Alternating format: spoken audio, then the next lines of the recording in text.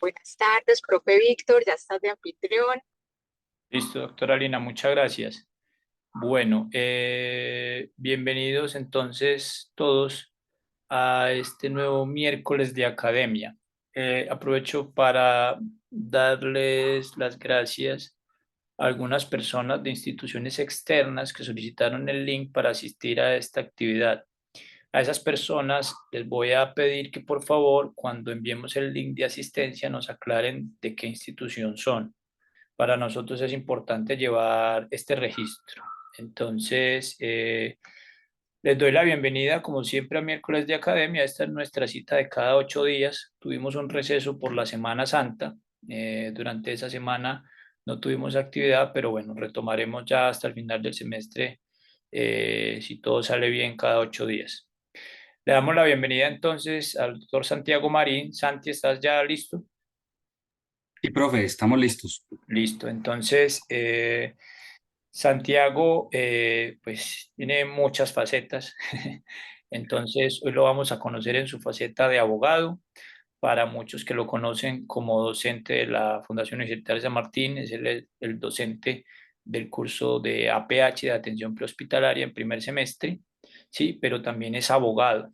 Entonces, hoy precisamente, Santi, yo les contaba a algunos de los Ujú. estudiantes que están por acá conectados, porque ellos están en este momento, los que están ya en internado, no solamente están haciendo la preparación para las pruebas Saber Pro, sino que además están en este momento en un curso de medicina legal. Y dentro de los temarios que hay para ese curso se incluye todo lo que tiene que ver con peritaje. Entonces, yo los invité a ellos y a otras personas que me solicitaron el link, que son algunos externos, como ya escuchaste. Entonces, el tema es muy importante.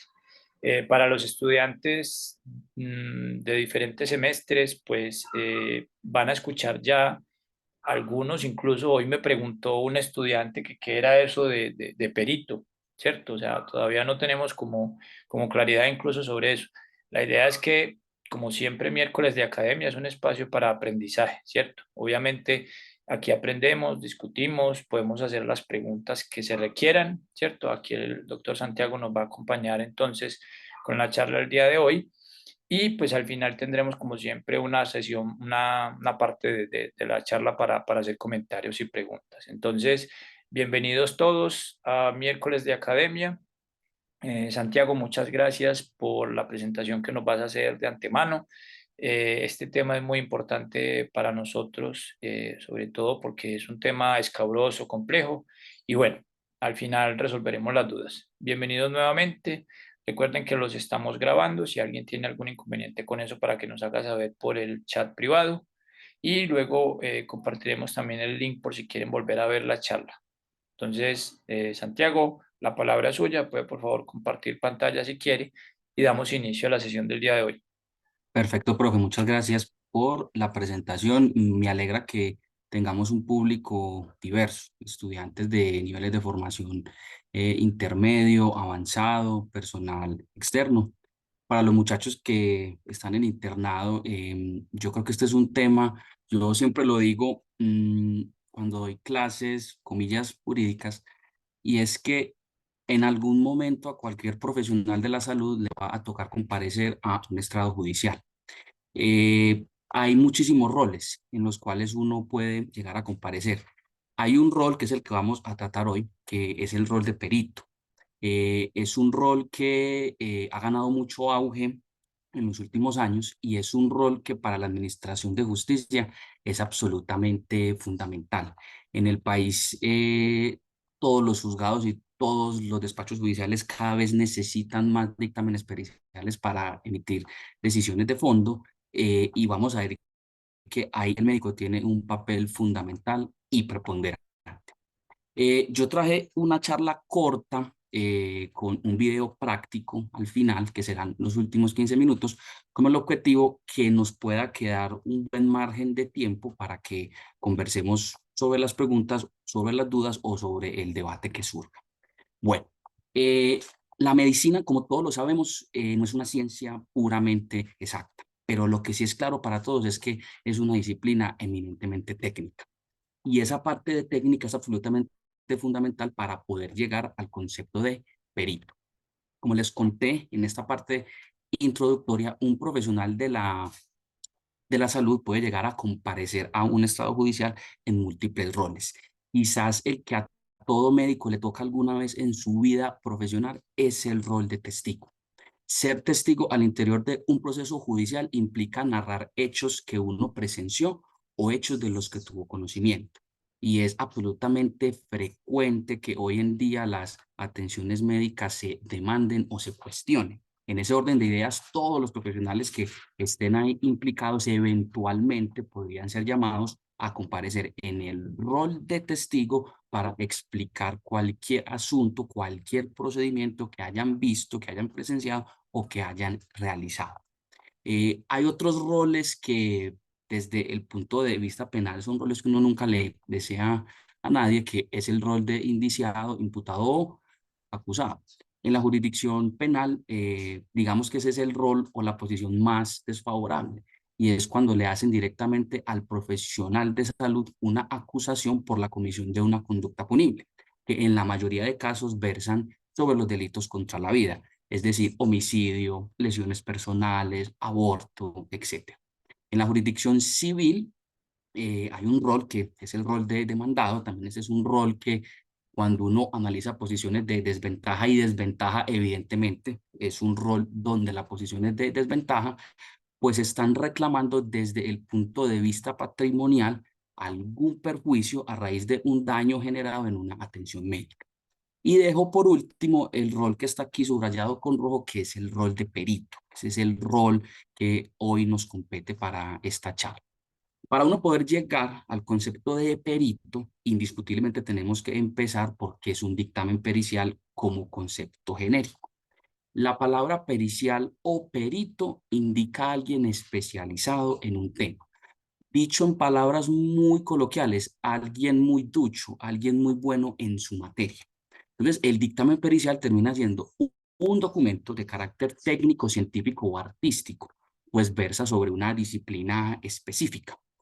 Por lo tanto, nosotros hablamos en este contexto específico de dictamen médico pericial porque está circunscrito en la disciplina médica, pero también podemos tener dictámenes periciales en otras áreas, psicología, odontología, ingeniería, etc. ¿Por qué el dictamen es importante en un proceso judicial? Porque el objeto del dictamen generalmente versa sobre el origen del proceso judicial. Es decir, un dictamen médico pericial versa sobre una controversia médica que llegó al interior de un proceso judicial. Por eso es que es absolutamente importante, porque al ser una declaración técnica se convierte prácticamente en una prueba que es especializada y que por obvias razones no puede ser rendida por cualquier persona, tiene que ser rendida por alguien que tenga conocimientos específicos en esa área y que tenga la experiencia respectiva. Un proceso judicial de una manera muy sencilla y muy didáctica empieza con algo que en derecho llamamos pretensiones, es decir, el reclamo, lo que la persona está pidiendo. Depende del área del derecho. En el área penal, el reclamo lo que busca es una pena privativa de la libertad o una multa. En la jurisdicción civil, lo que se busca es una condena indemnizatoria. En la jurisdicción laboral se pueden buscar reconocimientos de patologías, estados, etcétera. Entonces, generalmente las pretensiones, el reclamo, la inconformidad es lo que da origen al proceso judicial. En el proceso judicial hay un tercero imparcial que es un juez, que es quien debe emitir una respuesta de fondo a esas pretensiones, ya que las conceda o que las niegue. Van a estar siempre las partes que por antonomasia son partes que son contrarias. Entonces, la persona que reclama una indemnización por un procedimiento médico mal hecho, parte A, y en la parte B tenemos la parte a la que se está acusando o a la que se pretende declarar responsable por ese mal actuar. Esas son como las dos principales partes. Y ahí nos entra una tercera parte a los que llamamos terceros intervinientes. Ahí nos entran los testigos y, como lo vemos ahí resaltado, los peritos, porque son terceras personas que no tienen relación directa con las pretensiones, con el conflicto, con la litis judicial, pero ingresan como terceros a auxiliar la justicia o a apoyar al juez para poder esclarecer el conflicto que se ha suscitado. Prácticamente en derecho, y sobre todo cuando uno habla de consecuencias, tiene que hablar de responsabilidad, y absolutamente todas las profesiones tenemos responsabilidades, pero quizás las que más responsabilidades tienen son las profesiones del área de la salud. Todos los que somos profesionales del área de la salud tenemos obligaciones de cuidado con la otra persona. Por lo tanto, es fundamental que conozcamos cuáles son nuestros derechos y cuáles son nuestros deberes, porque ante un eventual incumplimiento debemos tenerlos claros para poder asumir las consecuencias de nuestros actos. Como les comenté ahora de manera introductoria, las responsabilidades jurídicas son múltiples. La responsabilidad penal, que tiene que ver con los delitos y con las penas, las responsabilidades civiles, que casi siempre giran en torno a indemnizaciones, es decir, a reclamos de índole económico. Tenemos también la disciplinaria, la ética, y la fiscal tiene alto impacto, sobre todo en aquellas entidades de salud que son de carácter público. Muy bien. Entonces, ya nosotros sabemos que el dictamen pericial es un documento técnico-científico que es construido por un perito. Entonces, de ahí lo que es absolutamente obvio es el perito es el experto, es el especialista en un tema. Cuando uno ve los cursos clásicos de responsabilidad, le hablan de un obrar culposo, que es que se generó un daño por un actuar, comillas, imprudente. Y en esa modalidad culposa o imprudente está la categoría de la impericia. Entonces, cuando uno habla de perito, perito es alguien bueno, experto en un tema. Impericia es cuando uno actúa con desconocimiento de las normas de su profesión o cuando va en contra de la lex artis. Entonces, este rol de perito lo que busca precisamente es ayudar al juez, auxiliarlo en un tema en donde el juez, valga la redundancia, no es perito. Es decir, el juez es un abogado muy teso en el área jurídica, pero no es médico, no es ingeniero, por lo tanto ahí necesitará el auxilio de ese tercero. En unas palabras más castizas, necesita el apoyo de alguien experto en una materia para poder lograr emitir una decisión de fondo. Entonces nosotros tenemos en nuestro ordenamiento jurídico dos tipos de peritos para hacerlo didáctico y fácil. El perito de parte, que como les comenté acá, en esta ecuación, el perito de parte es el experto que lleva o la parte que reclama o la parte a la que le están reclamando. Es decir, la parte que demanda o la parte que es demandada. Esa parte consigue su perito y su experto para defenderse en contra de las pretensiones o para soportarlas. Y el otro sistema de peritaje que tenemos es el peritaje judicial. ¿Cómo así? Las partes no llevan el perito directamente, sino que el juez, teniendo en cuenta la naturaleza, el asunto y la complejidad, designa a él, por eso es judicial, designa a él a alguien que lo pueda apoyar para esa ilustración científica en esa área técnica. Entonces, el perito lo podemos llevar como parte o el juez nos puede designar. Esto es absolutamente importante porque, por ejemplo, en la jurisdicción penal, los peritos judiciales son los médicos forenses de medicina legal, por ejemplo.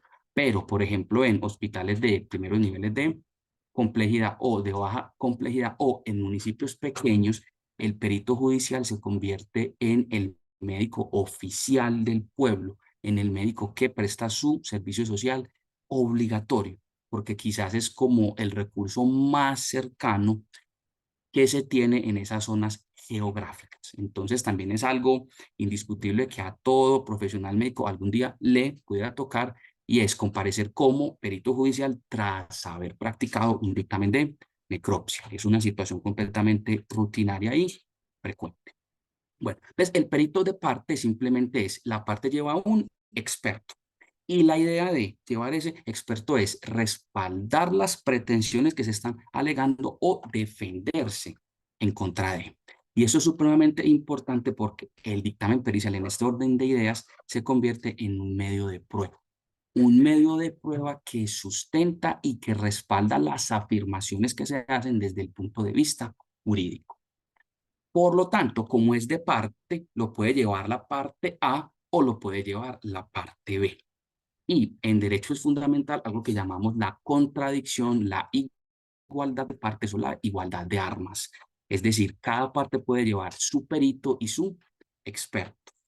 Los peritos y los dictámenes periciales son evidentemente valorados por el juez. Al juez le están auxiliando en un conocimiento donde él no es perito y con base en ese conocimiento y en otras pruebas, el juez debe emitir una decisión de fondo. Y el perito judicial, como ya lo anticipamos, es cuando el juez designa un experto, generalmente de una lista que se llama lista de auxiliares de la justicia. Ahí se encuentra medicina legal, algunas universidades públicas, algunas universidades privadas y algunos institutos privados también.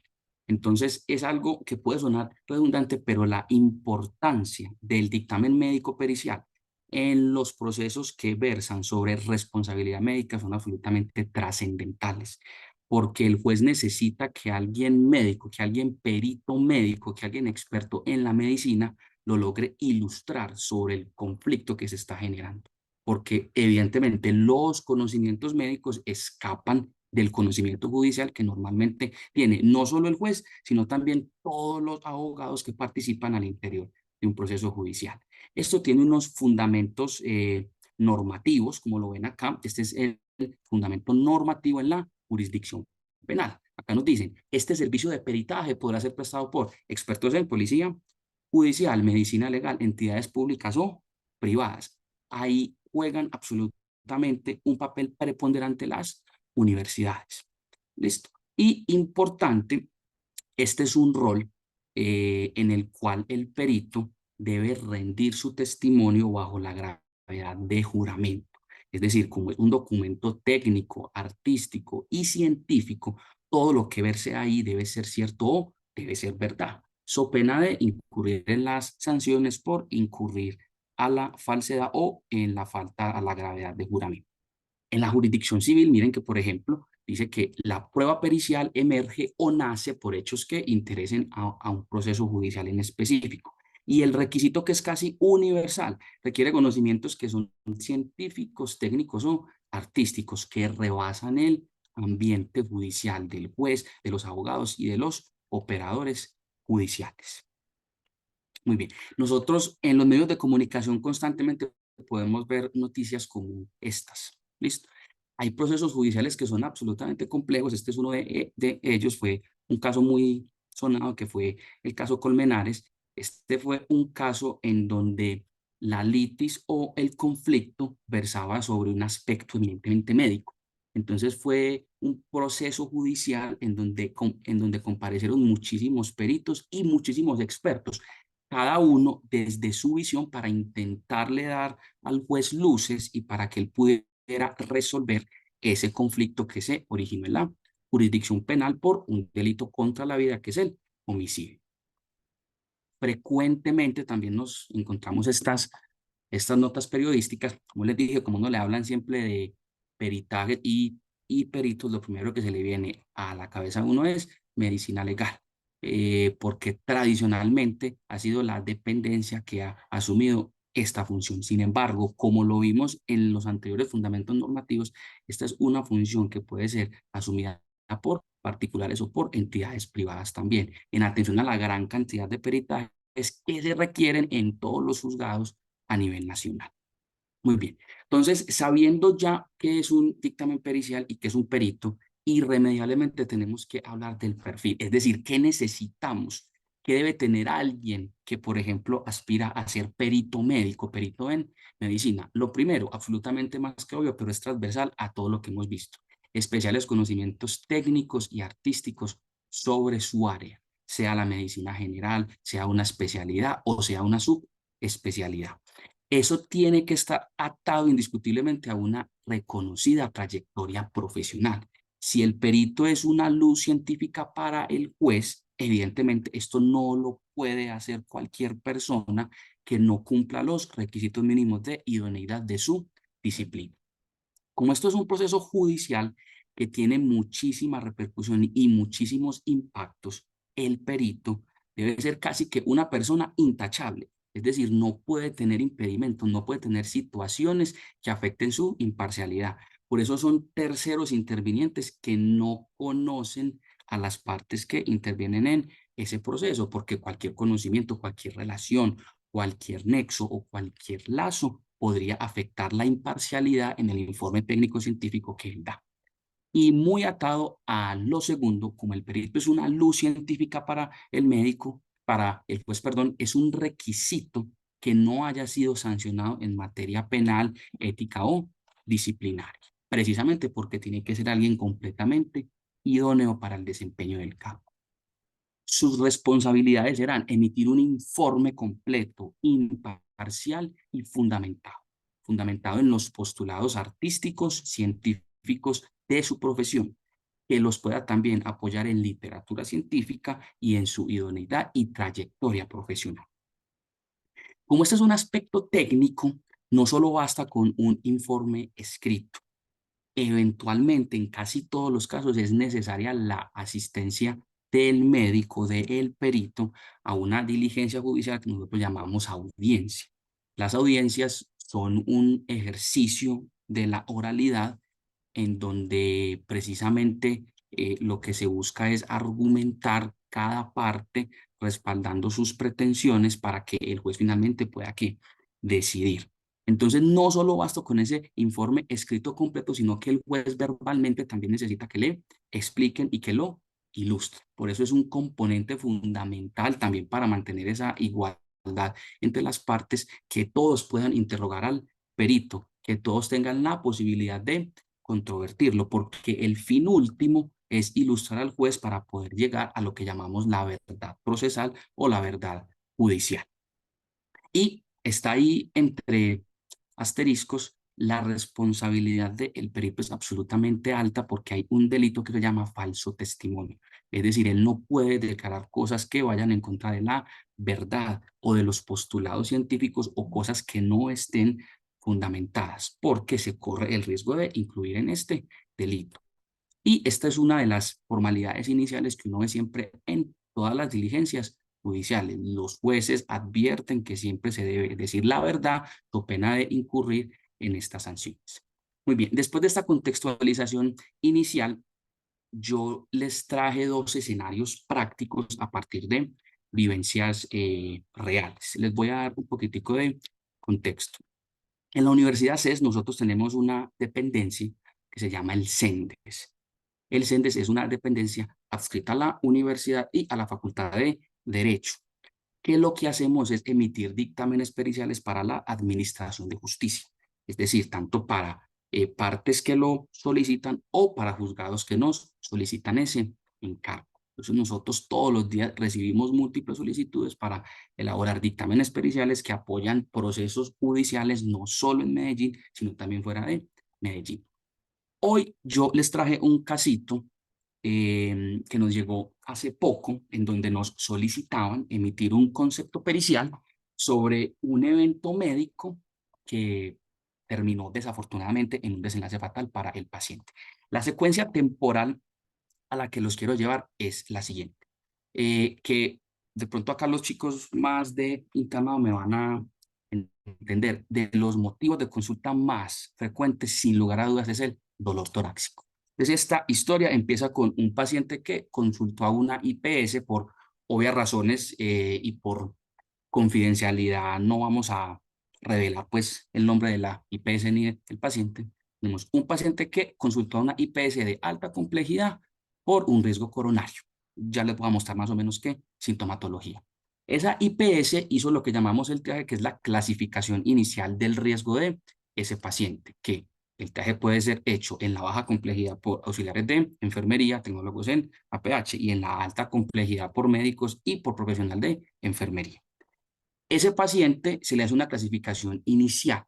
El riesgo que se determinó era que tenía un riesgo bajo, ¿cierto? Por lo tanto, el paciente fue dado de alta.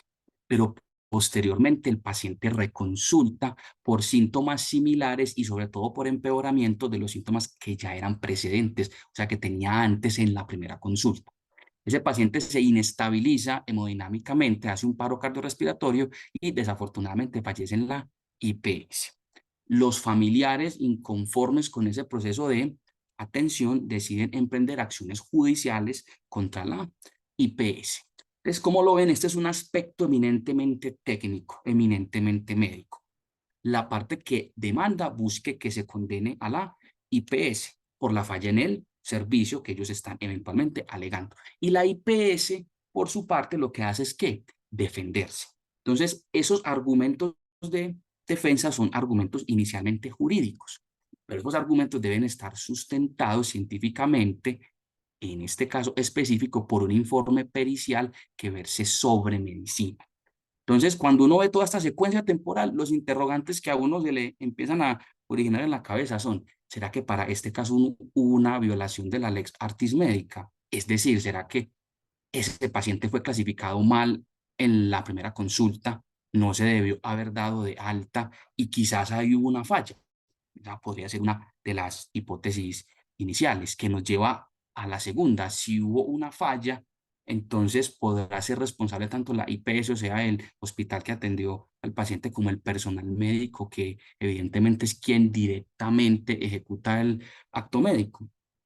Lo tercero, los familiares eventualmente podrán pensar en iniciar una demanda, o sea, un proceso judicial para reclamar los daños y los perjuicios que se originó en esa falla y que desafortunadamente desembocó en la muerte de un familiar.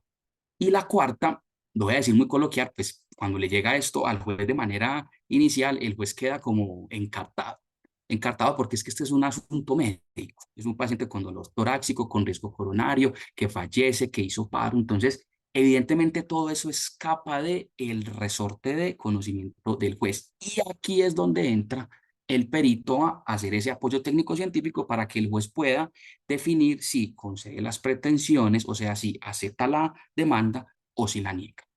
Entonces yo les quiero mostrar, este fue el cuestionario que se nos solicitó responder para que el juez pudiera tener elementos de juicio para responder o para fallar en este caso. Entonces aquí, como ven, se está preguntando por qué ingresó el paciente a la IPS. Aquí nos dice, ingresa por vómito, desaliento, malestar y dolor abdominal que no mejora. Ayer tuvo un episodio sincopal. Entonces, cuando uno hace una ponderación de riesgos desde el punto de vista clínico, uno dice, no puedo estar todavía muy seguro del diagnóstico, pero sí es un paciente con riesgo coronario alto por todo esto que nos vino presentando. Entonces, el siguiente cuestionamiento es, resulta relevante para diagnosticar un evento coronario no haber reportado el ingreso del paciente por dolor de pecho. Entonces, evidentemente, hay muchos pacientes que terminan con un evento coronario, pero el síntoma inicial no es dolor de pecho, sino que es ¿qué? Disconfort. ¿Cierto? Entonces aquí el perito lo que nos dice es, ojo, vea, ese paciente tenía otros factores importantes a la hora de evaluar el riesgo. Entonces ese paciente tenía comorbilidades, hipertensión, sobrepeso, dolor abdominal, etcétera. Entonces, por supuesto que el dolor torácico es determinante, pero aquí hay otros síntomas clínicos que son mucho más determinantes y que aumentan el riesgo de desenlace fatal en ese paciente. Subsecuentemente se sigue interrogando. Ese paciente, por lo que tenía, por los signos y por los síntomas, era previsible, probable que pudiera presentar un paro cardíaco. Entonces, el perito lo que nos dice es, ese paciente tiene ciertas complicaciones, ¿cierto? Y tiene un riesgo entre moderado a alto por todas las comorbilidades que ya hemos hecho. Hay preguntas determinantes como la que viene. Lo que nos interrogan es, ¿la atención dada al paciente respecto al diagnóstico inicial estuvo ajustado a la Lex Artis? O sea, esa clasificación, esa atención inicial que se le dio, ¿estuvo bien hecha? Aquí la respuesta de el perito es evidentemente no. Ese diagnóstico fue tardío, se le dio de alta en una primera oportunidad, reconsultó en la segunda con empeoramiento de los síntomas y eso se hubiera podido evitar con una adecuada valoración del riesgo inicial adecuada en el triaje. Entonces miren que acá ya el juez va teniendo luces desde el punto de vista médico, desde el punto de vista científico, qué fue lo que pasó. Bueno, y continuamos acá. Entonces el perito en esta misma línea, ante el cuestionamiento de la falla o la muerte de el señor, ¿fue una negligencia o fue un error en la praxis. Entonces, fundamentado científicamente, el perito lo que nos dice es, vea, el paciente falleció por la complicación o por el desarrollo, por el curso clínico de unas entidades clínicas que él ya traía, ¿cierto? Pero desafortunadamente la actuación inoportuna de la EPS sí tuvo un impacto real, porque una atención oportuna, miren que en ningún momento se afirma se salva al paciente, porque la medicina no es una ciencia exacta, pero lo que sí está claro es intervenciones idóneas, adecuadas, oportunas y a tiempo disminuyen los riesgos de mortalidad. Y finalmente, eh, para mayor ilustración, los dictámenes suelen concluir, valga la redundancia, con una conclusión pericial. Entonces, el perito, después de haber revisado las historias clínicas, la bibliografía, haber contrastado esas dos cosas con su idoneidad y su experiencia profesional, lo que nos dice es, en este caso sí hubo una falla, ¿cierto? Hay impericia en la clasificación de ese paciente. Se clasificó mal en la atención inicial de urgencia, se le dio el nivel de triaje que no era, ¿cierto? Evidentemente hubo que inoportunidad en la atención. Entonces miren que si no hay un médico experto, un tercero interviniente en este proceso judicial, al juez no le es posible llegar a estas conclusiones. Es decir, que ese papel de ilustración para el juez es absolutamente fundamental. Bueno, y para hacer algo más práctico, yo les quiero mostrar lo que nos toca rutinariamente en el CENDE. Nosotros recibimos, esto es un documento en donde nos hacen un nombramiento judicial, ¿cierto? Entonces miren que ya pasamos del perito de parte a el perito judicial. Entonces este juzgado lo que nos dice es, vea, yo necesito que usted me apoye designando un profesional adscrito a su entidad para que me solucione los siguientes cuestionamientos, las siguientes preguntas, porque son fundamentales para que el juez tome una decisión de fondo. Entonces, aquí nos mandan los cuestionamientos, las preguntas que tiene que contestar el perito, como les mostré en el ejemplo anterior. Y ya con estos elementos y sumando otras pruebas de más, ojo, un juez nunca, o más bien, un juez no resuelve nada más con un dictamen pericial. Es una prueba importante, trascendental, pero no es la única. La debe contrastar con otras pruebas. Pero quizás es la prueba más técnica, es la prueba que más luces le da, pero se debe contrastar junto con las demás. Pues aquí este despacho judicial nos dice, resuélvame por favor estas preguntas, ¿cierto? Nos dan un plazo prudencial y ya eventualmente el despacho acá ya tendría las luces para poder emitir una decisión de fondo junto con las otras demás pruebas que se logren recaudar. Bueno, esta es la parte práctica final para que pasemos a las preguntas. Lo que ustedes van a ver acá es la contradicción de un dictamen pericial en audiencia. Es decir, tenemos un juzgado que nos pidió designar un toxicólogo clínico para poder resolver una demanda que versaba sobre aparentemente una falla médica asociada a la administración de un medicamento. Entonces, la universidad lo que hizo fue elaborar el dictamen pericial y para un mayor entendimiento del juez y de las partes, el juez lo que dijo es, necesito que el perito por favor venga a esta audiencia judicial para que nos explique el contenido del dictamen. Eso es lo que vamos a ver en un periodo de 10 a 15 minutos. La persona que ustedes van a ver ahí es una perito, experto en toxicología clínica, profesora de la Universidad CES, y para que estén tranquilos también y para que quede en la grabación, ella nos dio el consentimiento expreso de exhibir esta grabación judicial.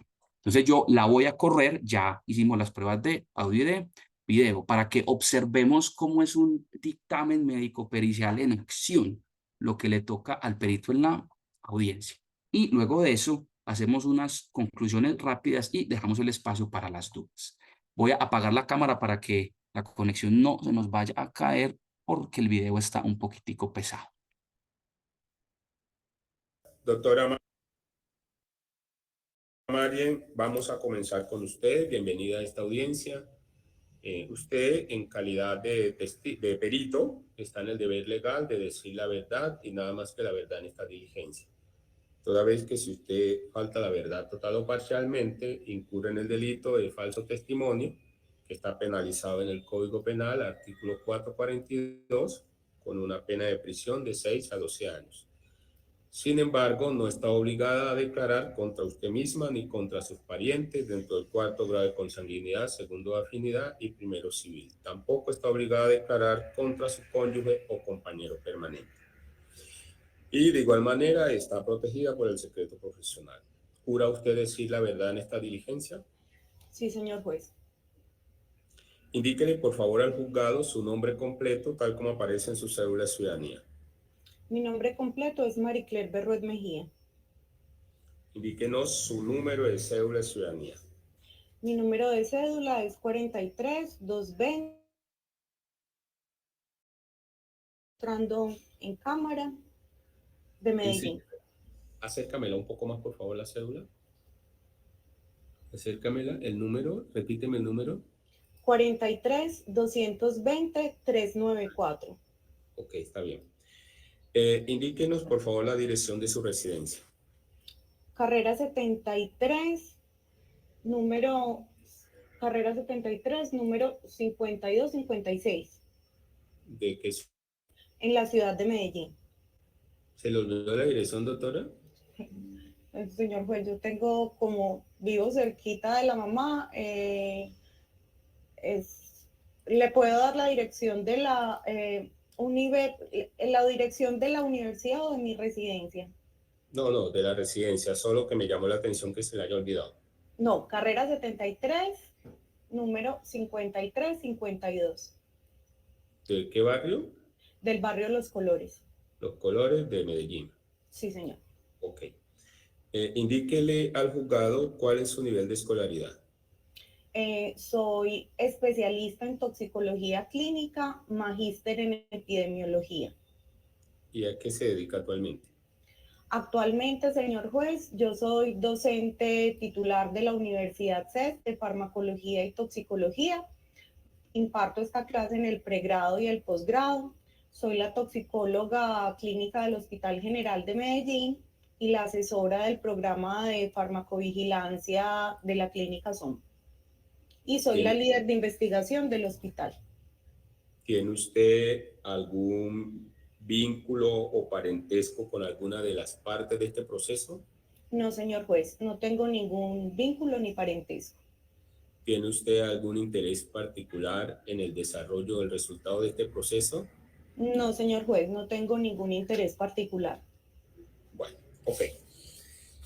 Entonces, si usted desea y es la práctica, le exhibimos el dictamen para que inicialmente nos informe si ese dictamen es el mismo que usted va a exponer en esta audiencia. Perfecto, señor juez. Sandra, ¿podríamos exhibirle el dictamen a la doctora María? Claro que sí, doctor. Un momento, por favor.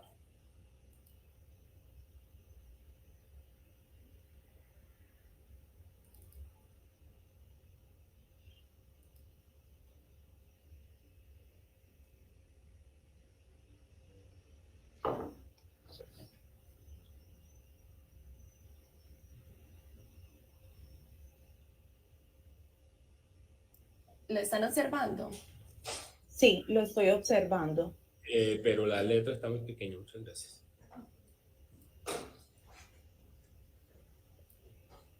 Doctora Marien, ¿alcanza a mirar el documento? ¿Me cuentas si está bien o si lo pongo más grandecito? Alcanzo a mirar el documento, es el documento del CES. Ahí no están todavía visualizadas las respuestas que hago. Ese es el dictamen que rendí. Bueno, Sí, señor. ese es su documento, miremos la firma. Miremos la firma. Hacia abajo. ¿Esa es su firma, sí, doctora María? Esta es mi firma, señor juez. Esa es su firma y el contenido del documento corresponde al que usted llegó al proceso, ¿verdad? Es correcto. Bueno, ok. A partir de ese documento le concedo el uso de la palabra para que proceda a exponer su punto de vista, el procedimiento seguido, las conclusiones a que llegó, las respuestas, etcétera, etcétera. Tiene el uso de la palabra. Bueno, señor juez. Primero comenzaría leyendo el resumen que les traje. El 7 de mayo del año 2016, una paciente natural y residente del santuario de 26 años, casada, con un antecedente patológico de asma en manejo ambulatorio, con beta-2 agonistas, salbutamol específicamente, ingresa al servicio de urgencias de una baja complejidad por un cuadro de 7 días de evolución de síntomas generales y síntomas respiratorios como astenia, disnea y tos. Como parte del manejo sintomático para la cefalea se le prescribe dipirona, posterior a lo cual tiene un empeoramiento marcado de sus síntomas respiratorios, luego de lo cual presenta una parada cardiorrespiratoria. Durante la reanimación fue necesario administrar 5 ampollas de epinefrina, asegurarle la vía aérea a la paciente, se hace un traslado primario a la alta complejidad al Hospital San Juan de Dios de Río Negro, donde llega en malas condiciones intubada. Posterior a una reanimación prolongada de 20 minutos en la UCI, presenta complicaciones neurológicas como el síndrome de Lance-Adams, acidosis metabólica, un estatus mioclónico y una muerte cerebral. Las preguntas que me hacen es sobre la administración de la dipirona. Usted me dice, señor juez, si desea que le lea cada pregunta y la vaya ampliando o estoy atenta a las preguntas que me deban hacer. No, usted es autónoma en la exposición de su dictamen. Perfecto. Posteriormente le vamos a conceder el uso de la palabra a cada uno de los sujetos procesales para que formule las preguntas que considere, además de las que están allí si desean escucharlas. Perfecto, señor juez. Las preguntas que se me hicieron o el cuestionario propuesto, la primera pregunta era si conocía algún procedimiento, guía o manual médico para usar el medicamento de dipirona y la respuesta fue sí. La dipirona es un medicamento que pertenece a una familia de medicamentos que llamamos los antiinflamatorios no esteroideos. En esta familia de medicamentos hay muchos medicamentos que conocemos del día a día, como el ibuprofeno, el naproxeno, el diclofenaco y aquí también está la dipirona. La indicación de estos medicamentos usualmente en un servicio de urgencias es para el manejo de la fiebre y para el manejo del dolor. La Organización Mundial de la Salud da una escalera analgésica donde dice que uno empieza el manejo del dolor con los antiinflamatorios no esteroideos, donde están estas moléculas que les mencioné. Para dolores más graves se puede utilizar otros medicamentos como la codeína o el tramadol, y ya en dolores por encima de una escala, que es la escala analgésica, se utilizan otro tipo de opioides. Las siguientes preguntas eran con respecto a en qué se debía diluir la dipirona. Para responder esa pregunta, entonces me remití a diferentes infografías del INVIMA, a diferentes bases de datos como toxicóloga clínica y como parte de los diferentes sistemas de farmacovigilancia de estas clínicas, pues yo utilizo diferentes bases de datos internacionales, como la base de datos del Lexicon, como la base de datos de Micromedex, y también revisé algunos de los registros de dipirona que para esta fecha están todavía activos. Entonces, cuando uno observa esto, la dipirona es un medicamento que en muchos países no se permite, hace tiempo salió, esa es una de las preguntas que hacen. Entonces, ¿es en todos los países que se prohibió? La respuesta es no. ¿Por qué se prohibió hace tanto tiempo? Porque hubo un estudio donde mencionaban que la dipirona podía disminuir el número de neutrófilos. Los neutrófilos son un grupo de células que nos defienden. Entonces, si uno ve, por ejemplo, en Estados Unidos, la literatura es muy pobre, pero si uno ve en países latinoamericanos, la dipirona es un medicamento que se utiliza. Entonces, recurriendo, digamos, a las infografías que había en Colombia, a infografías que tenía el INVIMA, respondí que la dipirona se debería, cuando se da por vía intravenosa, diluir. Y, digamos, esa dilución no cambia si un paciente tiene asma o no, que era la principal variable en este escenario. Ahí respondí la pregunta 2 y la pregunta 3. La pregunta yo creo que más importante en este escenario es que preguntaban, díganos en la cuarta pregunta si existe alguna contraindicación para suministrar el medicamento dipirona. Para hacerlo más apegada a la respuesta fue sí, porque en las bases de datos internacionales como Micromedes aparece una contraindicación. Sin embargo, es importante aclarar que en documentos del orden nacional elaborados por el INVIMA aparece como precaución. ¿Qué significa esto? Cuando yo hablo de una precaución, significa que yo puedo administrar ese medicamento, pero haciendo, digamos, un seguimiento juicioso, estricto y riguroso de los síntomas que presente ese paciente. Luego me preguntan por los diferentes efectos adversos. Como todo medicamento, tiene un amplio grupo de efectos adversos que van desde alteraciones gastrointestinales hasta una anafilaxia. Luego me preguntaban si existe alguna prueba alergénica para pacientes con antecedentes de asma y respondí que de manera ambulatoria los alergólogos, que son los especialistas, digamos, en la alergia, pueden hacer pruebas para determinar diferentes alergenos, ¿cierto? En la práctica no desconozco si existe para Colombia una prueba específica para dipirona. En la literatura revisada hasta la fecha no encontré una prueba específica para dipirona.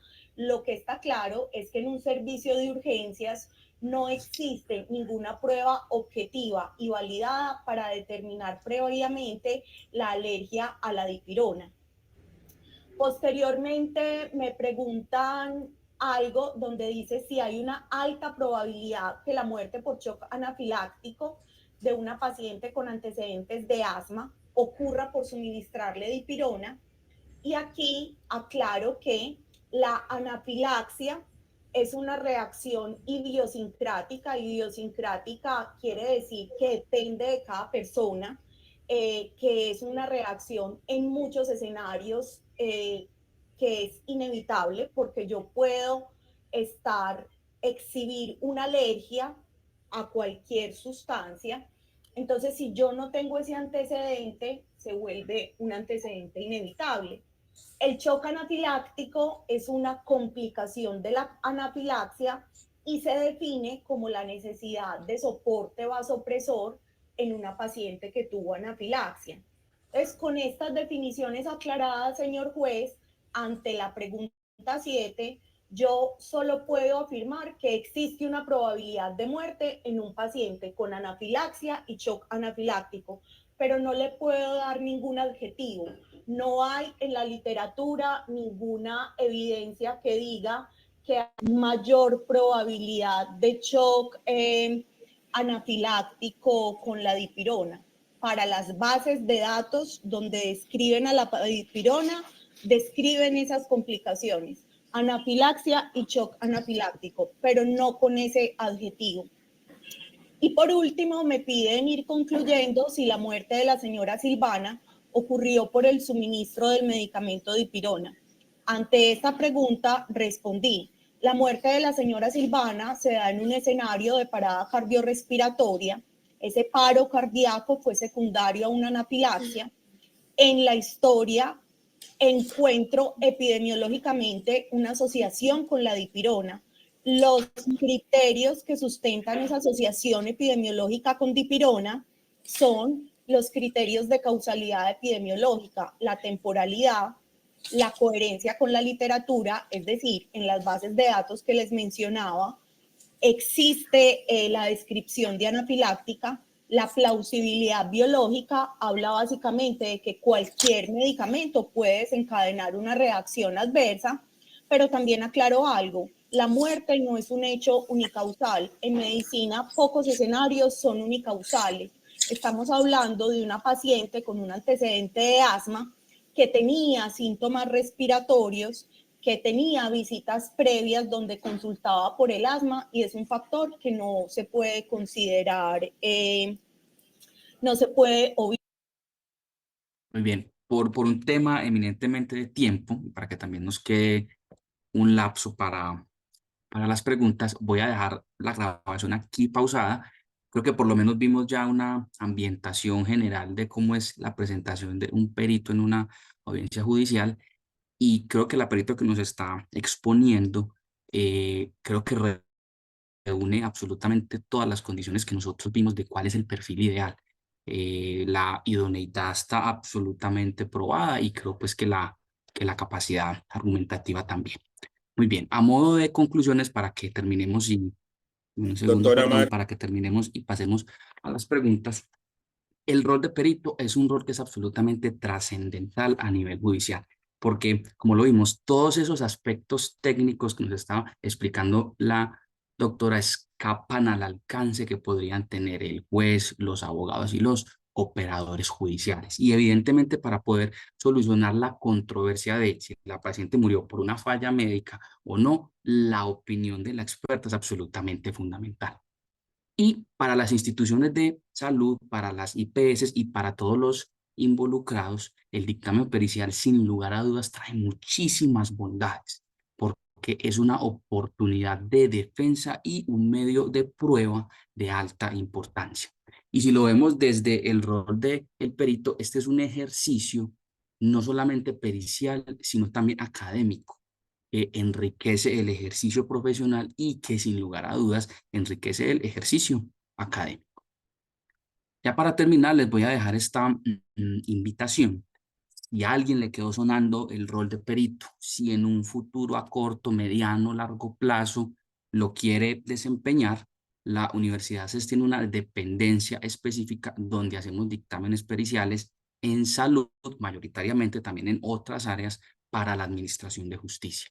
Entonces, si este rol los atrapó, si les gustó, eventualmente acá tienen dos contactos, uno de esos es el mío, eh, para que exploremos esa posibilidad, para que si ustedes quieren ser peritos judiciales y cumplen con ese perfil, se puedan unir a la lista de peritos que tiene la Universidad CES. Ya con esto termino. Creo que me pase un poquitico, para que tengamos el tiempo para las preguntas, las discusiones, lo que no quedó claro, los comentarios, etcétera. Profe. Listo, Santi, muchas gracias. Pues yo de entrada aquí me recibí un mensaje de una de las profes y me reía porque pues desde hace mucho tiempo el tema del peritaje, ¿cierto? Y de ser perito, incluso para algunas personas, está más relacionado con evadir esa responsabilidad. Ah, Hace mucho tiempo yo me salvé de una situación de esas en un caso de abuso sexual en el municipio de Sabaneta, en una guardería. Eh, y me salvé porque yo les decía, no tengo información suficiente sobre lo que me están preguntando y no van a encontrar una persona que tenga esa información, ¿cierto? Pero lo que le decían a uno en la universidad es, usted no se puede negar, cuando usted lo llame a un juez a ser perito, yo no sé eso cómo ha cambiado, porque eso fue hace mucho tiempo, Santiago, yo no sé si ahora, te escuché la parte final diciendo que uno se postulaba y pues hace años a uno era que lo llamaban, a ellos tenían como una lista ahí y pues como de personas o alguien les sugería, incluso los mismos abogados, yo no sé eso cómo se manejará ahora y la mayoría de las personas les sacaban el cuerpo a eso. O sea, nadie quería ser perito porque nadie se quería meter o someter a esto que acabamos de ver ahí a Mary. La negra, pues obviamente tiene mucha experiencia en el tema de la toxicología, lleva ya muchos años con todas estas cosas y es una persona muy juiciosa, muy académica. Entonces, obviamente tiene todo el bagaje para dar respuesta a esas preguntas y bueno, es una cosa, digo yo, que incluso hasta personal, porque cuando vos haces la invitación, si a alguien le suena, yo de entrada pienso, ¿a quién le va a sonar? No sé. Aquí la profe Catalina me decía, uy, no, a mí que no me No, llamen a una cosa de lo estas. que pasa, profe, es que evidentemente es un rol que es enriquecedor, pero es un rol que trae muchísimos retos, evidentemente, porque uno se debe someter. Yo tuve la posibilidad el año pasado de ser perito en un tema específico de APH, y es un reto porque uno se debe someter a múltiples cuestionamientos del juez, cuestionamientos del abogado, y como lo vimos, acá hay dos partes, entonces siempre habrá una parte que te va a intentar atacar más que otra. Entonces ese es uno de los retos, pero como es un ejercicio académico, científico y sustentado, esos son retos que se pueden superar desde que el perito sea idóneo. Y así suene muy cliché, o no sé pues cómo suene, esto para los jueces es absolutamente fundamental. Fundamental. Un juez carece de conocimientos técnicos. Sin la ayuda de los médicos en este rol, ellos no podrían llegar a una conclusión final para poder emitir una sentencia. Entonces, profe, es un reto, yo lo viví en carne propia, es un reto, a mí me interrogaron 6, 7 abogados más o menos, la presión es alta, pero desde que todo esté bien fundamentado, desde que uno no falte a la verdad, son retos que uno va, digamos, sorteando. Y como dicen las abuelas, uno va cogiendo callo, uno va cogiendo callo. Cuando yo hablo con los peritos más expertos, ellos se acuerdan iniciando, y iniciar no es fácil, pero es algo que, como en todo, habituándose y digamos con la práctica se va adquiriendo la experiencia respectiva. Listo. Bueno, démosle paso entonces, Santi, a las preguntas. Quien quiera hacer preguntas puede abrir su micrófono abiertamente, levantar la mano.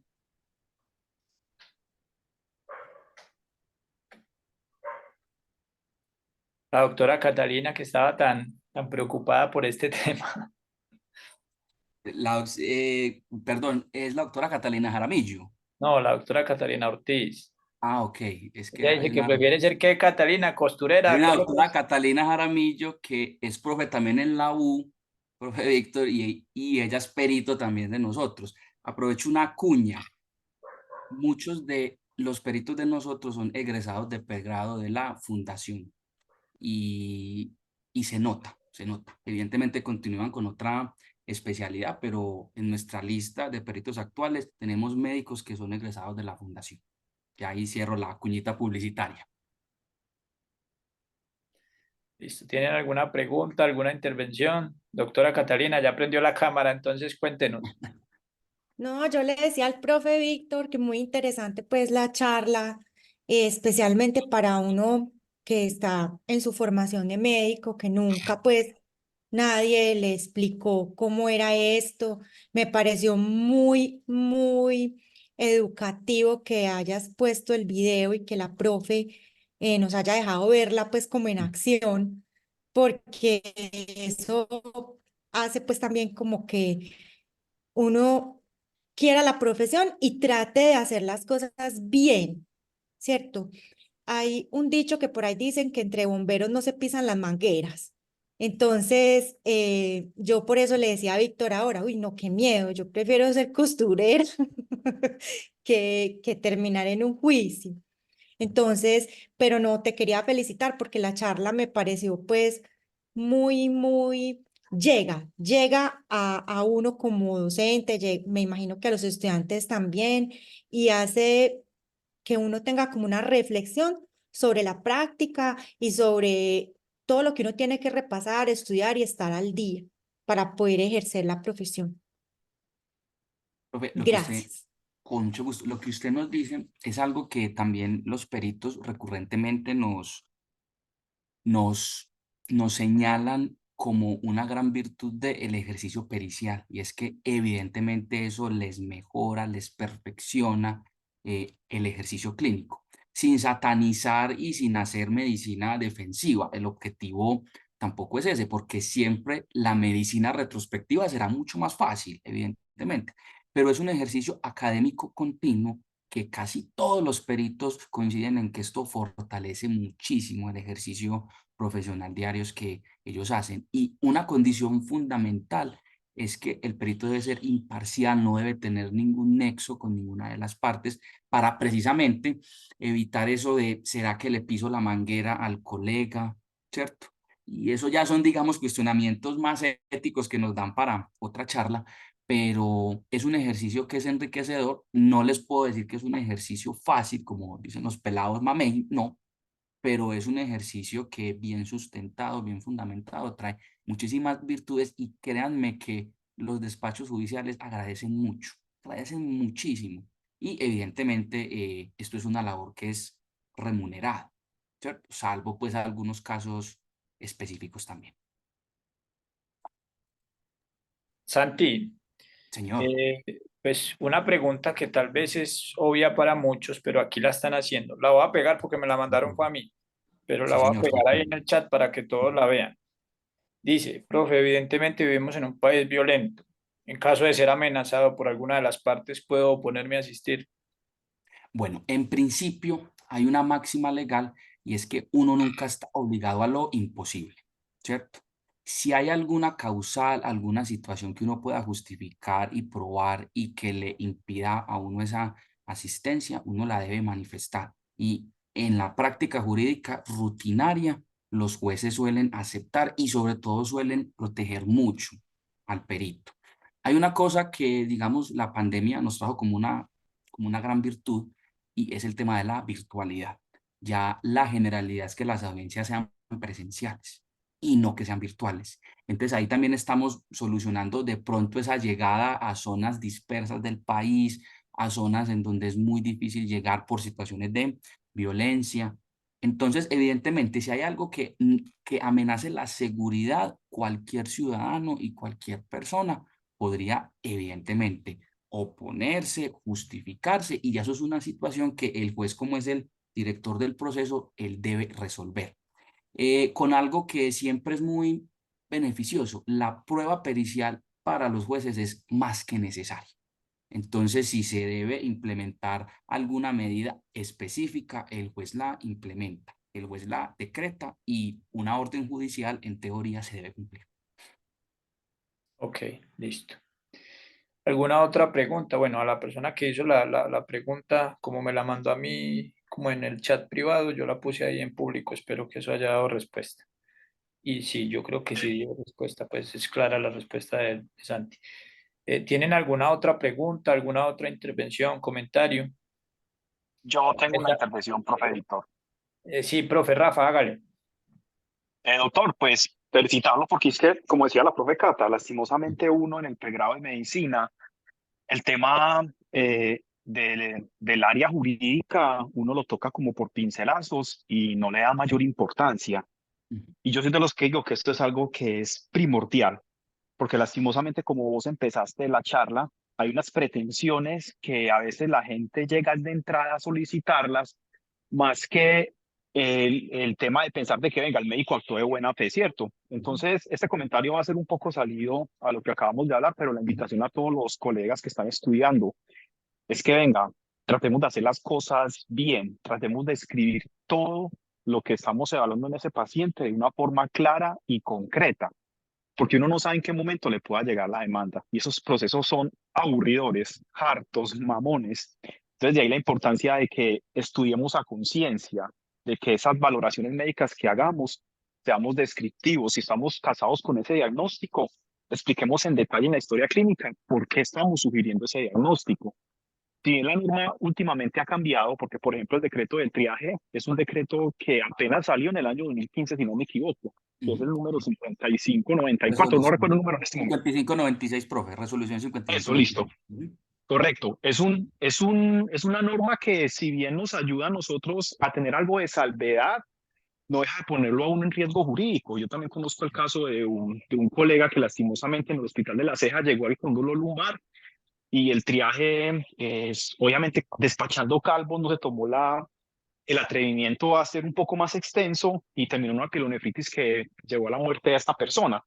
Entonces, muchachos, la invitación es que vengan, seamos conscientes, atendamos a ese paciente, uno no sabe en qué momento esto se le pueda devolver y más ahora que, por ejemplo, hay normas de historia clínica que eso queda en custodia 20, 10, 15 años. Entonces, son procesos que en cualquier momento pueden estallar. Yo siempre que digo las clases de legislación en salud, siempre les digo a los compañeros, a los estudiantes, venga muchachos, uno se gradúa de médico y se gradúa debiendo plata. ¿Por qué?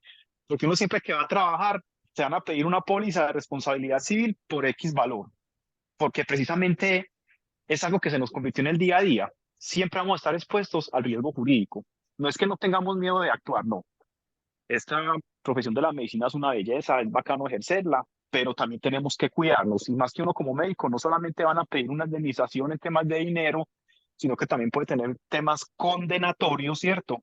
Temas de prisión y también puede tener sanciones éticas, que también conozco casos de colegas en donde por una mala praxis, temas, por ejemplo, de supuesto abuso sexual, de acoso sexual, terminan sin registro médico. Entonces, obviamente queda uno ni siquiera para aplicar inyecciones.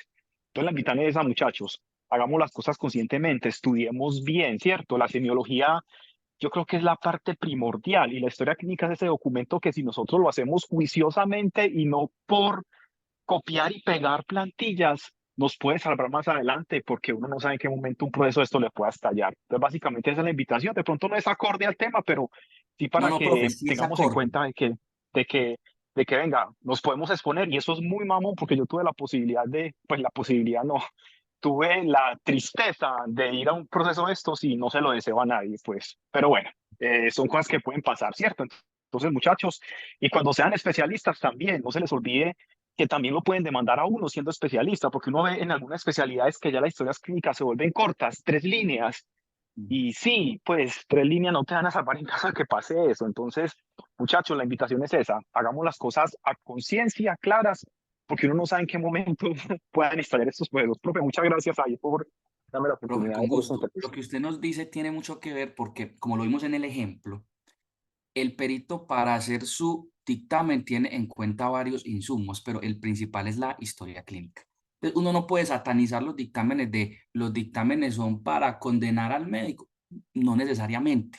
Para las IPS también son muchas veces la tabla de salvavidas, porque si hay una buena atención registrada, evidentemente el perito, un tercero imparcial, lo que va a decir es esa atención estuvo adecuada a la lex artis. Entonces, el comentario es absolutamente fundamental. Hay dictámenes periciales en donde uno de los puntos grandes que se critica son historias clínicas mal diligenciadas.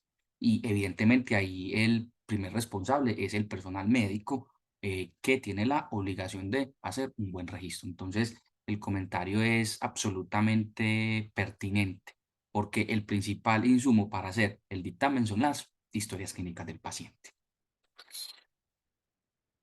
Yo tengo otra pregunta que pueda ser Pero, profe, también de pronto descontextualizada, pero me tranquila. surge para aprovecharlo. Cuando uno formula por WhatsApp, eh, está, lo pueden demandar o lo pueden hacer procesos. Pues vea, profe, mm, voy a darle varias respuestas en abstracto para intentar aterrizar, ¿cierto? Las demandas judiciales, entre comillas, tienen unos requisitos de ley, ¿cierto? Entonces, si es, por ejemplo, un comportamiento inocuo, un comportamiento que no genera un daño, una lesión, la persona puede decir demando, pero el juez lo que hace es inadmitir la demanda, porque el juez dice, pues esto no me cumple con los requisitos, yo aquí no veo que haya un derecho afectado, yo no veo que haya un daño, etcétera. ¿Cierto? Entonces, la respuesta genérica para cualquier situación siempre será esa, ¿cierto? Recetar por WhatsApp asemejable a un delito, yo creo que es quizás una exageración, ¿cierto? Porque vamos a algo muy visceral. Si usted receta bien, pero receta por WhatsApp o vía escrita, pues lo está haciendo bien, ¿cierto? Lo que uno critica ahí es el medio, quizás no es el medio más idóneo, ¿cierto? Quizás no es la conducta como más prudente, pero en principio, si está adecuada a la lex artis desde el punto de vista técnico, es el medicamento que es, dosis correcta, vía correcta, uno diría, no habría ningún daño, en teoría no habría legitimidad para demandar, ¿cierto? Si se provoca algún daño, algo adverso, ¿cierto? Ahí sí hay legitimidad para demandar. ¿Quién define si las demandas se admiten o no? Los jueces. Los jueces lo que hacen es verificar que cumpla con unos presupuestos, entre ellos los más importantes es pues que haya una situación que haya generado un daño, que esté soportada, que cumplan unos términos, unos tiempos judiciales, etcétera. Muchas gracias. Listo, profe, con todo gusto. Porque entonces ahí pues me meto yo, me genera una duda. La tía Gladys cuando manda medicamentos o recomienda medicamentos y eso puede generar eso es peligroso, ¿cierto? Incluso la, Y la profe, propia automedicación o cómo se llamará Santi, bueno, cómo se llamará, no, cómo se llama, por ejemplo, el caso que pasó en Oriente con la mamá que accidentalmente le dio a los niños eh, un medicamento confundiéndolo con otro y terminaron los niños, los dos, porque mató a los dos hijos. Pues, profe, mira, en principio ahí hay una muerte, entonces eso es un homicidio en la legislación penal. El homicidio tiene muchos tipos, entonces uno dice, ¿lo mató con intención? No, pues no es un homicidio doloso, ¿cierto?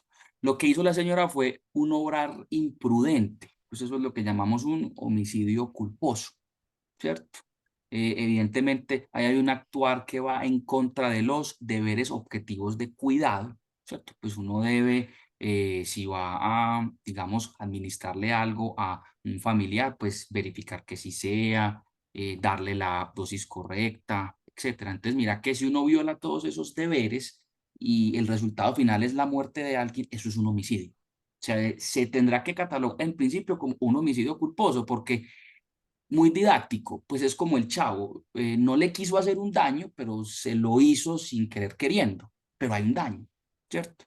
Pues en principio, pues eso sería un homicidio. Hubo también un caso muy sonado que llegó a los medios de comunicación, no sé si se acuerdan, una administración incorrecta de un medicamento por vía eh, intravenosa, por vía intravenosa que sí. terminó con la muerte de una paciente. Entonces uno ahí dice, ¿la quería lesionar? Probablemente no, pero cometió un actuar imprudente mediado por desconocimiento o por la razón que sea, ¿cierto? Y como es una muerte, pues eso es un homicidio en la legislación penal, que ese es de los roles que yo al principio les contaba. Ahí es cuando uno llega a la jurisdicción penal como indiciado, imputado y acusado. Entonces ahí le dicen a uno, usted cometió homicidio culposo porque hizo mal un procedimiento y el paciente murió. Entonces, ese es de esos roles que uno nunca recomienda, pero ¿cómo lo previene? Con la intervención que nos hizo el profe, haciendo las cosas bien.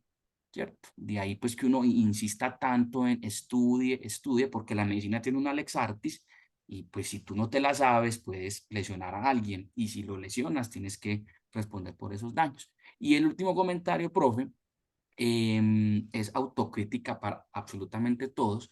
Yo creo que es una realidad no solo de ciudad, sino también de país.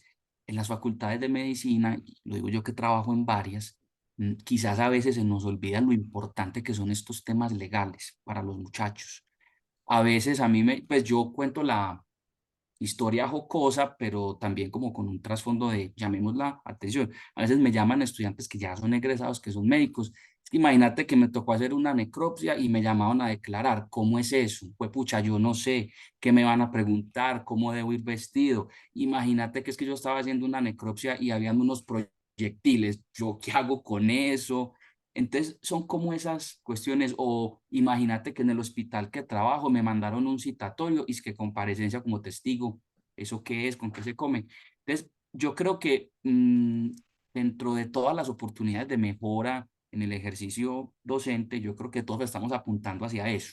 Hay que darle a los muchachos más herramientas legales y sobre todo que ellos logren entender qué le pasa a uno en la vida real cuando se equivoca, cuando le toca ir a comillas un juicio, uno qué hace, va con abogado, va sin abogado, etcétera. Entonces creo que eso también es una oportunidad continua de mejora para nosotros como profes, de tenemos que darle más herramientas a los muchachos. De acuerdo. Bueno, yo creo que por tiempo ya podemos ir cerrando. De nuevo agradecerle a Santiago por esta charla. Ojalá tuvimos buena asistencia, pero creo que por la importancia del tema, ojalá muchas otras personas hubiesen escuchado esta charla y sobre todo con el ejemplo.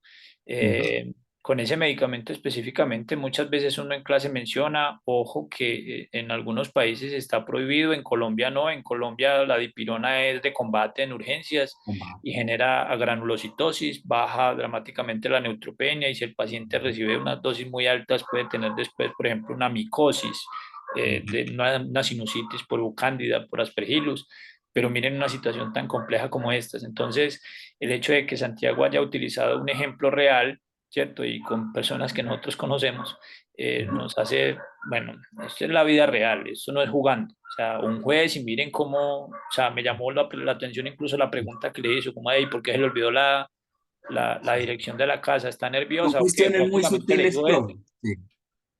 Son cuestiones Entonces, muy sutiles porque el juez tiene que garantizar que ese perito no esté contaminado. Inclusive les pongo un ejemplo corto.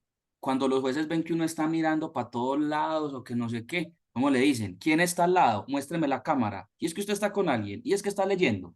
Porque el juez en su papel lo que tiene que lograr es que esa prueba sea imparcial, que no sea contaminada, etcétera. Entonces, es algo muy sutil, pero digamos que es el papel de los jueces, sin que sean pues villanos, jamás, pero digamos que es el papel de ellos pues también. sí, sí.